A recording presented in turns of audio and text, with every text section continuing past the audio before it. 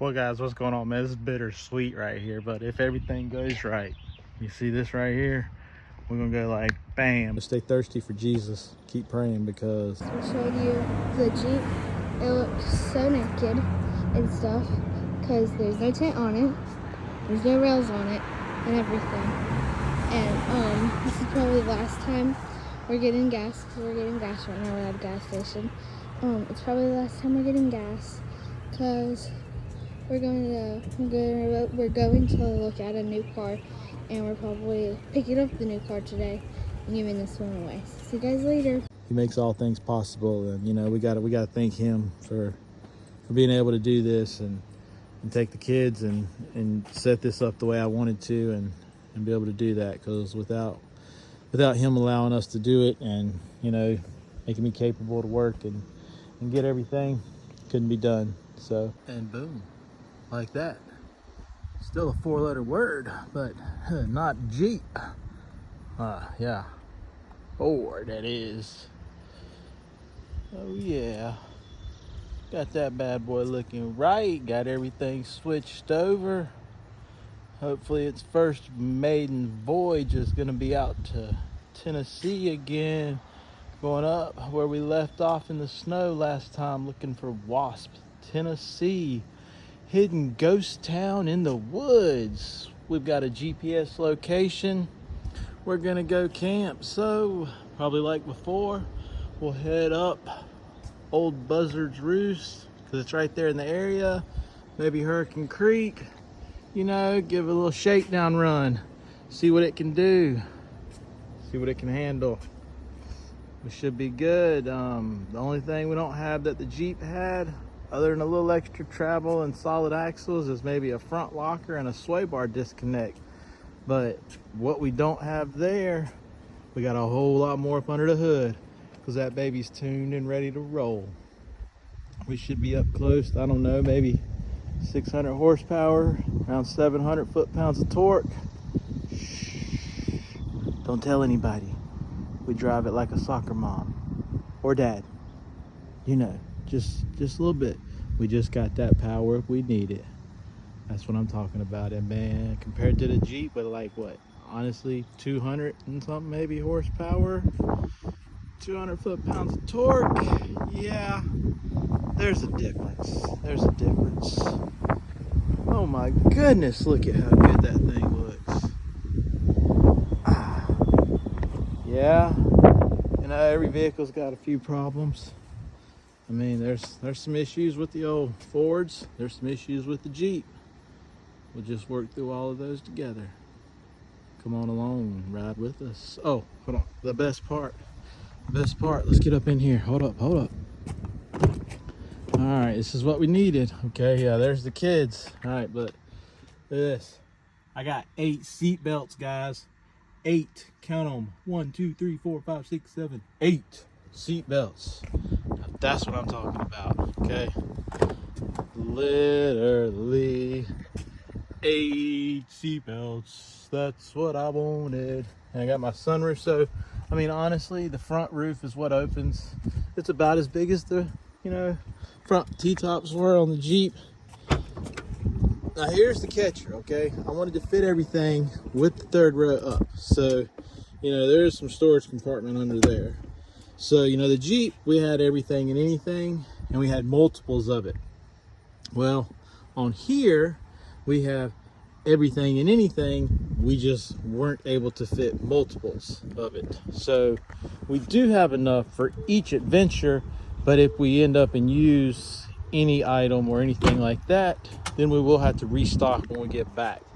So to conserve a little bit of space, we've got the track boards actually mounted under the tent. We sold the other tent to get a hybrid, roughly same size sleeping area, just a little different setup. It's a hybrid, it's hard shell up top. There's a track boards under it.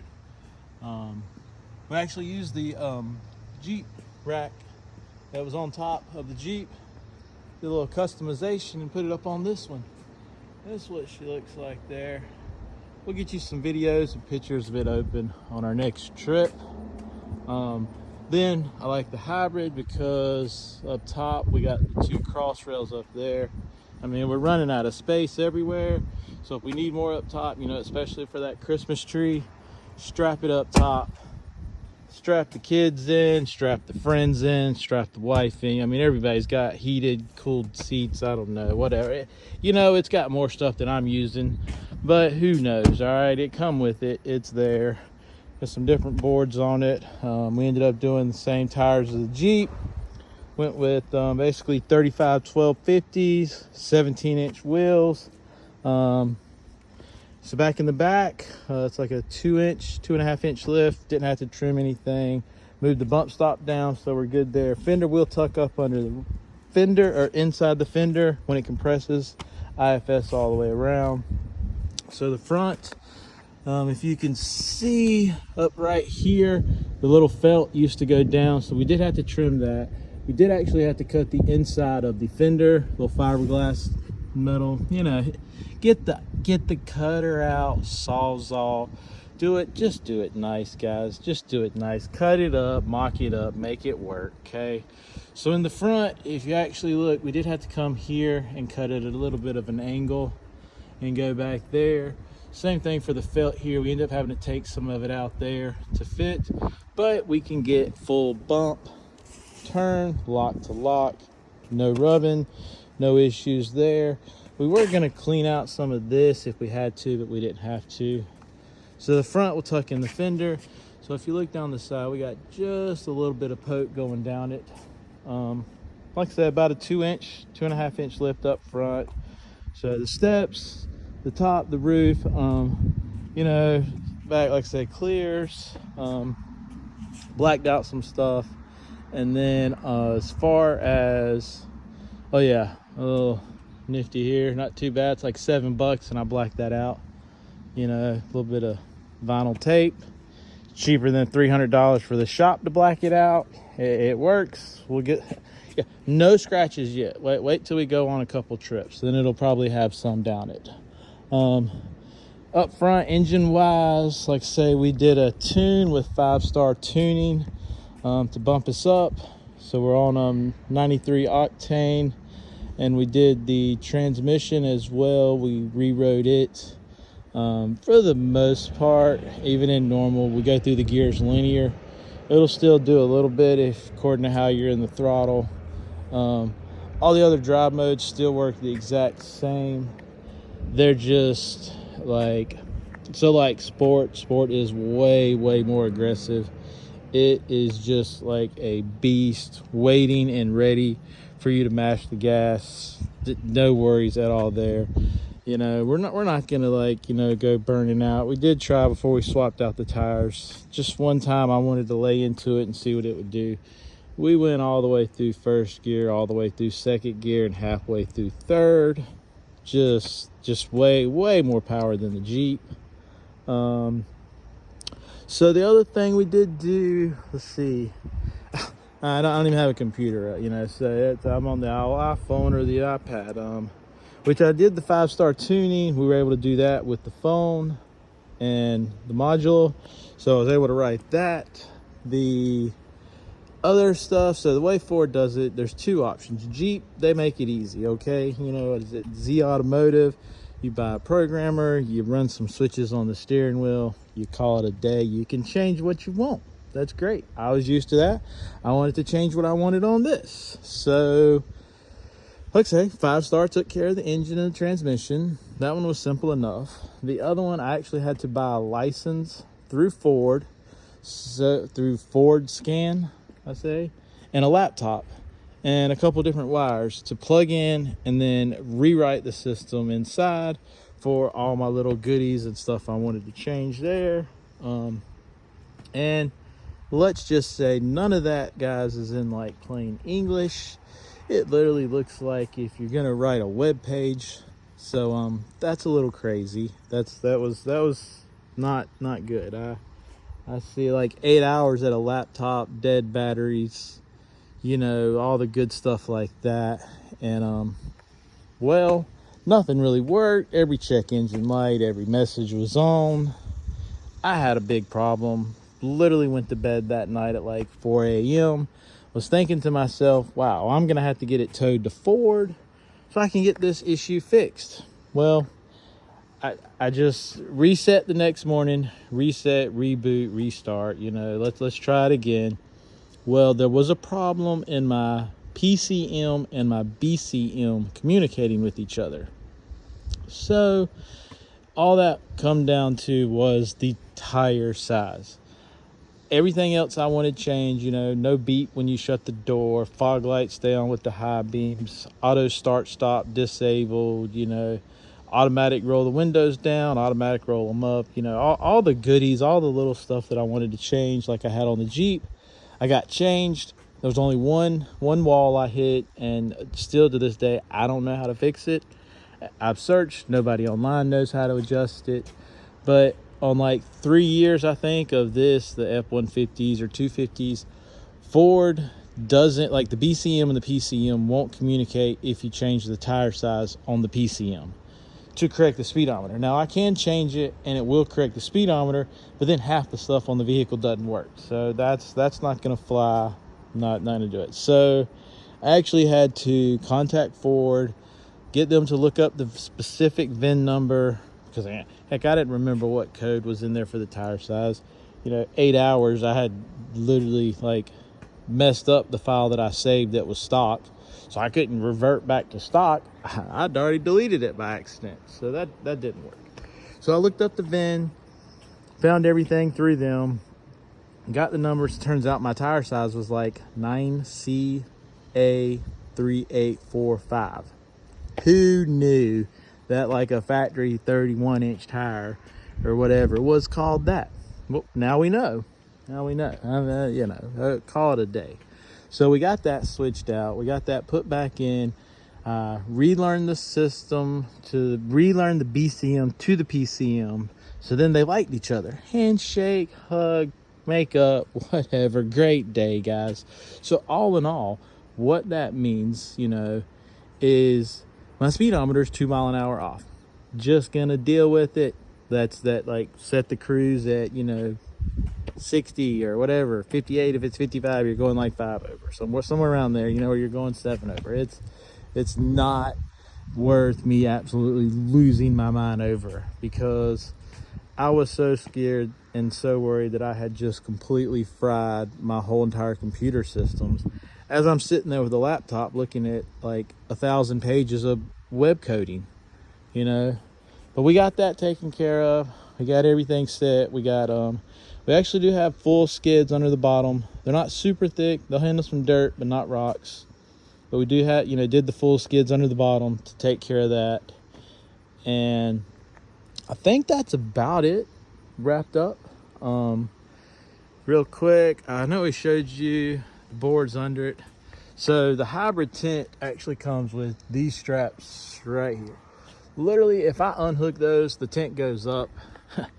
Yeah, who wants that happening at 60 mile an hour? Nobody, not me. Okay, yeah. So I actually have a safety strap. That's what this is. It's literally just a strap that goes over. Actually helps hold the track boards a little bit. They're mounted. It helps hold them a little bit.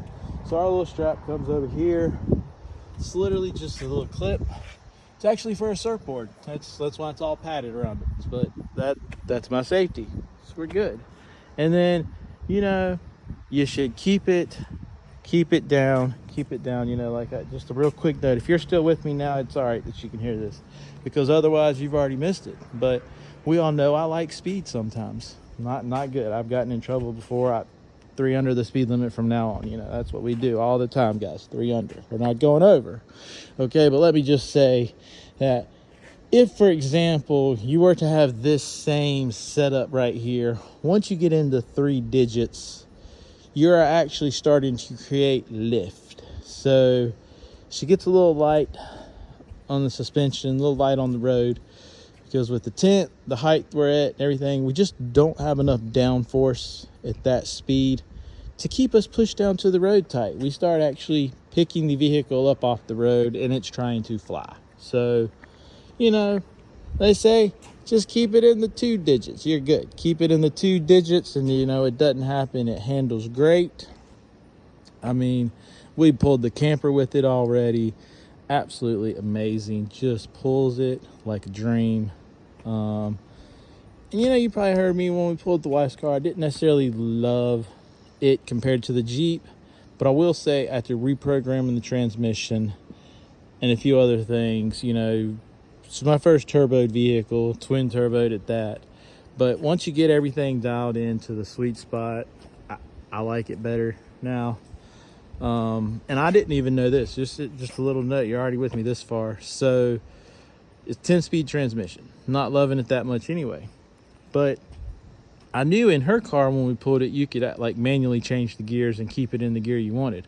Well, this last trip that we just went, I actually was playing with buttons on mine, just, curious, see what they'll do. We've only had like, well, I think I actually got like almost 2,000 miles on it now that we've been down to the beach a few times, but was playing with the motor outbend at Outer Banks.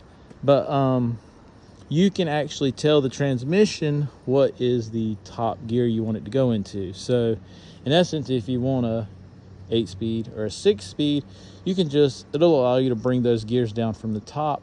It'll still cycle through the gears just like it normal would in a normal transmission, but it will not go any higher than the gear you set. So I've noticed pulling the camper, we take away 10 and 9, make it an 8-speed. It literally like pulls it like a dream in 8th gear, doesn't change, doesn't jump, doesn't hop. I mean, you just set the cruise and go wherever you're going and then get gas. Like that's what it does. We are taller now, so I need like 8.5 to fit under things. So that's different. I got to get used to that, But I was so excited. Don't get me wrong. The first time I went through a drive-through, I was like, oh gosh, am I gonna hit? I was like, no. Oh, I can fit through McDonald's. All right. The local McDonald's that I go through is 9 foot. We only needed 8.5. We're good. We go right on through the drive-through. All right. I can still get my McGriddle or whatever, muffin, whatever, gravy, biscuit, whatever I want. I can still go get that bad boy. So we are good there. So of course you can see our approach angle and our departure angle are totally off compared to the Jeep. That's all right. The breakover in the center, we're actually about the same. This vehicle's actually should be, I think it's 60 pounds lighter and I think 2 inches shorter, actual length to length. So they're very, very close. Nobody really thinks that. But we had one, my wife's got the Expedition, and this is the Max. I took the sticker off the back, but it's the big one. So they're right about the same size, just the approach and departure, they're off a little bit, not too bad. All in all, like I say, we don't have the front locker, we don't have the sway bar disconnect, we're missing a little bit of travel. Other than that, we've got locker in the rear, we've got a good bit of down travel, probably more down travel. Let's see. And, my big thing that I was saying, that's what I was getting at, if you're still with me, is so the way this is set up right now, I am 100, 200, 500, million% confident that this will go absolutely anywhere that I was ever going to take the Gladiator or the Jeep. So the Jeep, yes, could physically go through more places than this can, just because a few issues, little extra things on the Jeep. Yes, it can, but this will go anywhere that I was ever going to take the Jeep. So nothing too crazy. We like to get out, get in the middle of nowhere, find some cool places, find some waterfalls, and see. Even if we ever make it out west, I'm not trying to climb the side of rocks or anything like that. I'm trying to go see some cool trails and some waterfalls. This bad boy right here will get me there the same as the Jeep would have. So we pretty much swapped out. Got the Jeep, switched out, got the old Ford, put everything over from it, got our seats, and we're ready to roll. So try to get back post some videos up. Been kind of waiting on this to finish this. Just been work, do a few things on this, work a whole lot. I got to get up the video for the old 66 too. We got some paint, some color on it finally. Got to order some more. That's coming in this week. It's just busy, man. The venue, we got some stuff going on there. I don't know, there might be a big event coming off in August over there. I don't even know, guys. There's just a lot of stuff. Can't tell everything. So hey, night. Talk to y'all later.